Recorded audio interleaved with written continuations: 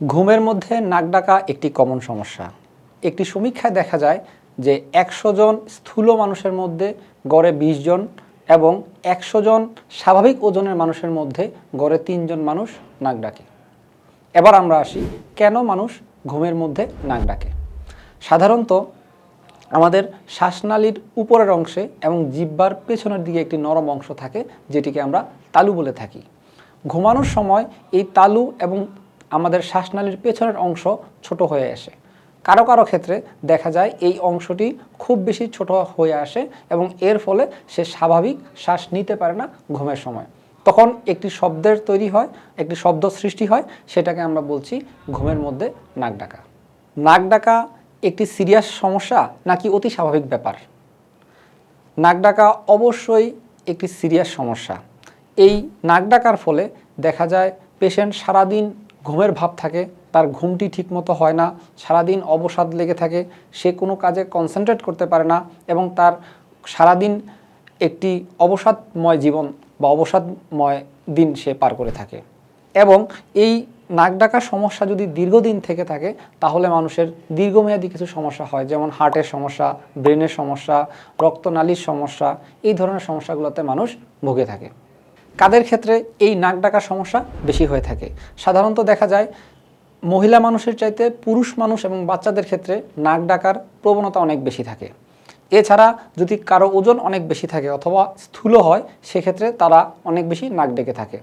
এছাড়া দেখা যায় চিত হয়ে ঘুমালে আমাদের নাকের পিছনের অংশ অনেকের ক্ষেত্রে চেপে যায়, সেক্ষেত্রে তার পক্ষে স্বাভাবিক শ্বাস প্রশ্বাস নেওয়া সম্ভব হয় না, তখন অনেকেই নাক ডাকে। বাচ্চাদের ক্ষেত্রে এডিনোয়েডের সমস্যা থাকলে অথবা বড়দের ক্ষেত্রে পলিপের সমস্যা থাকলে, সাইনাসের সমস্যা থাকলে আসলে নাক ডেকে থাকে। কারো কারো ক্ষেত্রে দেখা যায় নাকের হাড় বাঁকা থাকে, নাকের মাংস বৃদ্ধি পেয়ে থাকে, যেটাকে আমরা হাইপারট্রফি অফ ইনফিরিয়র টার্মিনেট বলে থাকি। এই ধরনের সমস্যায় যারা দীর্ঘদিন আক্রান্ত থাকে তাদের নাক ডাকার প্রবণতা অনেক বেশি। বংশগতভাবে কারো মুখের আকৃতি অথবা তার আকৃতি তারতম্যের জন্য সে নাক ডাকতে পারে। এছাড়া কারো কারো ক্ষেত্রে হরমোনজনিত কারণে, বিশেষ করে থাইরয়েড হরমোনের প্রভাবে কেউ কেউ নাক ডেকে থাকে। এছাড়া দেখা যায় যে গর্ভকালীন সময়ে অনেক মায়েরা নাক ডাকেন এবং এটি অতি স্বাভাবিক একটি ঘটনা। কেউ যদি অ্যালকোহল, ধূমপান অথবা অতিমাত্রায় ঘুমের ওষুধ সেবন করে থাকে, সেক্ষেত্রেও নাক ডাকার সম্ভাবনা অনেক বেশি থাকে। এবার আসা যাক চিকিৎসায়, অর্থাৎ কিভাবে আমরা এই নাক ডাকা থেকে মুক্তি পেতে পারি। আমরা প্রথমেই জেনে নিলাম কারণগুলো কি কি, তাহলে আমাদেরকে চিকিৎসা করার জন্য সেই কারণগুলোর দিকে ফোকাস করতে হবে।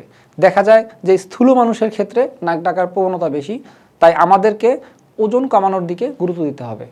ওজন কমানোর মাধ্যমে অনেক রোগী এই নাক ডাকা সমস্যা থেকে মুক্তি পেতে পারে।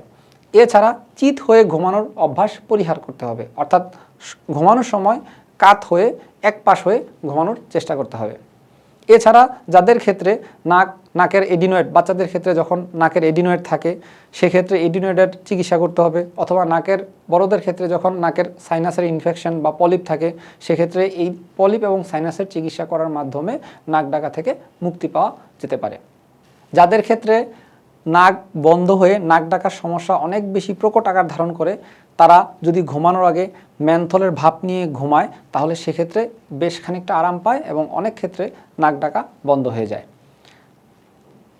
এছাড়া আমাদের কিছু কিছু ডিভাইস পাওয়া যায় যেগুলোকে আমরা 𝗍𝗹 বলে থাকি।